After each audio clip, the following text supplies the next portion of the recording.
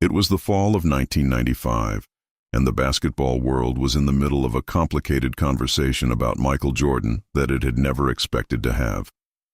He had returned to the Bulls the previous March after 18 months away, had played 17 regular season games, had led Chicago through the first 2 rounds of the playoffs, and had then watched the Orlando Magic eliminate his team in 6 games in the Eastern Conference semifinals. The exit was not catastrophic by the standards most teams applied to playoff performance.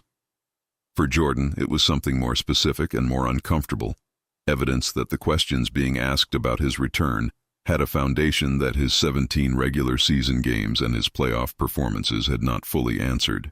The questions being asked were reasonable and were being asked by people who understood basketball. He had been away for 18 months. He had spent that time playing minor league baseball at a level that professional evaluators had assessed as insufficient for advancement. He had returned mid-season without the full physical conditioning that competing at the highest level of basketball required. He had worn a different number. He had made mistakes in critical moments that the earlier version of him had not made. And then Nick Anderson of the Orlando Magic had stripped the ball from him in a late-game situation and said afterward, in a comment that became the defining phrase of the skeptical argument, that 45 was not 23, that the number change was not simply cosmetic, but representative of something real about the difference between the player who had left and the player who had returned. Jordan had heard every version of the skeptical argument by the time training camp opened in the fall of 1995.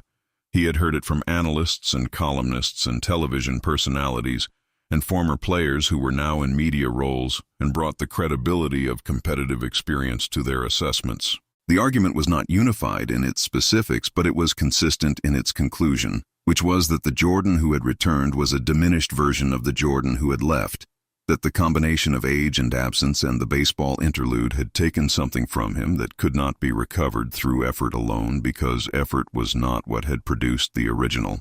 What had produced the original was a combination of physical gifts and competitive drive and basketball intelligence that existed at a level the sport had never previously encountered, and the question of whether that combination could be restored after everything that had intervened was one that the Orlando series had made more urgent rather than less. Phil Jackson watched Jordan in the first days of training camp that October with the specific attention of a coach who has a hypothesis he is testing. The hypothesis was not about Jordan's talent, which Jackson had never doubted, or about his competitive drive, which was arguably the least deniable quality in American professional sport. The hypothesis was about something more nuanced, about whether Jordan's relationship to the game had been changed by everything that had happened over the previous 2 years in ways that would express themselves as improvement rather than decline. Jackson had spent the summer thinking about what the baseball experiment and the return and the Orlando loss had done to Jordan psychologically, and his conclusion was counterintuitive to the dominant narrative. He believed Jordan had returned from everything that had happened, not weakened but recalibrated, not diminished but clarified, carrying a relationship to his own excellence that had been deepened by the experience of operating without it for long enough to understand its full value. What Jackson observed in those first days of camp supported his hypothesis in ways that went beyond what he could have predicted specifically. Jordan was preparing with a quality of intentionality that went beyond the extraordinary preparation he had always brought. The difference was not quantitative. He was not spending more hours in the gym or taking more shots or running more drills. The difference was in the nature of his focus, a specificity and a purposefulness that communicated that every session was directed toward a particular destination rather than toward the general maintenance of excellence that had characterized his preparation in the championship years. He was preparing with something to prove, which was a motivational state Jordan had inhabited before, but this version of it had a quality that his earlier versions had not carried, because this time what he was proving went beyond basketball and touched something more fundamental about identity and legitimacy and the relationship between who he was and who the world had spent the previous 18 months suggesting he might no longer be. The media assessment going into the 1995-96 season was not uniformly skeptical. Jordan was Michael Jordan, and the cultural weight of that fact made unqualified skepticism uncomfortable for many of the voices who covered the sport. But the qualified skepticism was pervasive enough and credible enough to constitute the dominant narrative. The prevailing expectation was that the Bulls would be very good, that Jordan would be exceptional in ways that most players could not approach, but that the specific level of excellence required to win a championship against the Eastern Conference competition that now included a young and extraordinarily talented Orlando Magic team with Shaquille O'Neal and Penny Hardaway, and a Seattle Supersonics team in the West that was legitimate and deep, was a level that the returning Jordan at 32 years old after 18 months away had not yet demonstrated he could sustain across an entire season and playoff run. The season answered the question so comprehensively that the answer itself became a kind of argument about the nature of motivation and preparation, and what exceptional people are capable of when they have been given specific and public reason to demonstrate something that matters to them beyond winning. The Bulls won 72 games. The record had never been reached in the history of the NBA, and it recalibrated every conversation about what was possible for a team in a single season. Jordan won the scoring title, averaged 30.4 points per game, and played with a consistency and a completeness that made the preseason skepticism seem not merely wrong, but almost incoherent in retrospect, as if the people who had expressed it had been analyzing a different player than the one who appeared in every game from October through June. But the regular season record, as remarkable as it was, existed in a specific relationship to the skeptical narrative that required the playoffs to complete. Championships were the argument. They had always been the argument. The media voices who had questioned whether Jordan could still win at the highest level had not qualified their skepticism with regular season performance. They had framed their questions around the ultimate test, around whether the player who had returned was the player who could make the decisions that needed to be made in the final minutes of elimination games in June. Regular season excellence answered a portion of the question. The playoffs were where the rest of it lived. The Bulls moved through the first 3 rounds of the playoffs with the controlled authority of a team that understood its own capabilities precisely and was executing against the gap between those capabilities and those of each opponent without unnecessary drama. The Miami Heat, the New York Knicks, and the Orlando Magic, the team that had eliminated Chicago the previous year, were dispatched in succession. The Orlando series carried specific weight because of what it represented in the context of everything that had been said about the return. The Magic had been the evidence for the skeptical argument. Defeating them emphatically, which the Bulls did, was not simply a competitive outcome, but a specific response to a specific piece of evidence that had been used against Jordan for a year. The NBA Finals against the Seattle Supersonics opened with 3 consecutive Bulls victories that suggested the series would not be the test that championship finals are supposed to provide. Seattle was down 3-0, and the basketball world was preparing to evaluate what a series sweep said about the relative quality of the 2 conferences, and about whether the Bulls had faced adequate competition on their way to what appeared to be an inevitable championship. Then Seattle won 3 consecutive games, and the series arrived at Game 6 in Chicago, with the Bulls holding a 3-2 lead but having watched the narrative shift over 3 games from inevitable to uncertain in ways that the regular season record had not prepared people for. Game 6 was at the United Center on a Sunday evening in June, with a crowd that carried the full weight of the city's investment in what was happening. Chicago had followed this team through the championship years, and through the absence, and through the skeptical return, and through the 72-win season, and through the playoff run. And the people in that building on that Sunday evening had a relationship with what was about to happen that went beyond ordinary sports enthusiasm into something more personal and more sustained. They had been told the dynasty was over when Jordan left.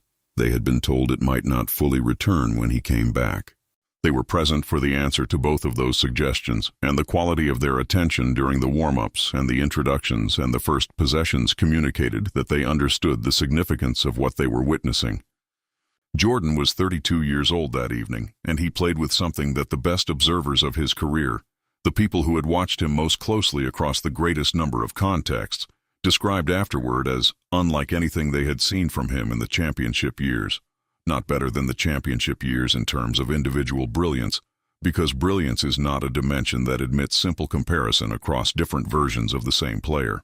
Different in a specific way that expressed the difference between competing to win and competing to demonstrate something, between playing to achieve an outcome and playing to establish a truth. He was exceptional with a quality of urgency and intention that the earlier championships had not required of him, because the earlier championships had not been preceded by 18 months of questions about whether he was still who he had been. He scored 22 points in Game 6. The number was not his highest of the series and was not exceptional by the standards his career had established. What was exceptional was the quality of every decision he made throughout the game, the completeness of his engagement with every possession on both ends of the floor, and the particular timing of his most important contributions, which arrived at the moments the game required them with the consistency of someone who had long since internalized the rhythm of championship basketball at a cellular level. Pippen was magnificent alongside him, and the supporting cast contributed with the reliability that the system had built across the season. The Bulls led throughout most of the game. Seattle threatened in the fourth quarter, and Jordan responded to each threat with the particular quality of performance that closing teams require from their best player. Not necessarily spectacular, but decisive, never allowing the deficit between the teams to reach the threshold where Seattle could believe in their own momentum. With seconds remaining and the Bulls ahead by 3, Jordan caught the ball and was fouled. He stood at the free throw line with the United center making the specific noise of a building on the edge of something it has been waiting for, and he made both free throws with the mechanical consistency that 15 years of making free throws in moments like this one had built into his execution. Then the final buzzer sounded, and he went to the floor with the ball clutched to his chest and his body folding under the weight of everything that had been carried and answered across the previous 2 years and the previous 9 months and the previous 48 minutes. The image of Jordan on the floor of the United Center curled around the basketball became one of the most analyzed images in the history of American sports photography, not because of its aesthetic quality, but because of what it communicated about the relationship between public narrative and private experience. The dominant interpretation was grief, the specific grief of a man who had lost his father to an act of senseless violence less than 3 years earlier, and was experiencing a championship victory in the first June, since that loss, when everything was as it had been before the loss, when the same kind of night that had been interrupted was being completed at last. That interpretation was not wrong. It was supported by what Jordan said afterward and by the accounts of people who knew him and who understood the specific significance of what that night represented in relation to his father and to everything his father had meant to his relationship with basketball. But there was another dimension to what happened on that floor that received less attention and was perhaps equally important, the dimension of what it means to be told that you are no longer what you were, to hear that argument made by credible and intelligent people with evidence that at least partially supported it, and to spend 9 months building a response to that argument that would be expressed, not in words, but in the most comprehensive season a team had ever produced, followed by a playoff run that ended with a championship in your building on a Sunday evening in June. The tears on the floor of the United Center were grief for his father, and they were also the release of everything that the skepticism had cost him to carry, and the effort had cost him to produce, and the proof had cost him to deliver. The media voices that had expressed the most measured skepticism about the return handled the championship with varying degrees of grace. Some acknowledged their assessments had been wrong, and did so with the kind of directness that intellectual honesty requires. Others contextualized their previous positions in ways that preserved their analytical framework while accommodating the outcome, arguing that their questions had been reasonable given the available evidence, even if the answers had resolved decisively against them. A few simply moved on without explicit acknowledgement, which is the most human response to having been substantially wrong about something that a great many people were watching. What none of them could undo was the record: 72 wins, 4 consecutive scoring titles, a championship in the first full season of the return. The argument the skeptics had made was coherent, and the evidence they had used to make it was real. The argument Jordan had made in response was made in the only language that could answer it conclusively, which was the language of performance sustained across an entire season, against the best competition the sport had to offer, and closed with a championship in a building full of people who had followed the entire arc of it, from the retirement, through the absence, through the return, through the doubt, through the answer. The answer, stated in that language, was not complicated. He was still who he had been. He was, in certain respects that mattered to the people who competed against him and the people who watched most carefully, more than who he had been, because what he had been before had not been required to carry what he carried through the 1995-96 season and deliver what was delivered at the end of it. The doubt had not diminished the performance. The doubt had been the fuel that made the performance what it was, and on the floor of the United Center, curled around a basketball on a Sunday evening in June, Michael Jordan held the answer to every question that had been asked about him for 2 years, and the answer was complete, and it was his, and it had cost him everything he had to produce it.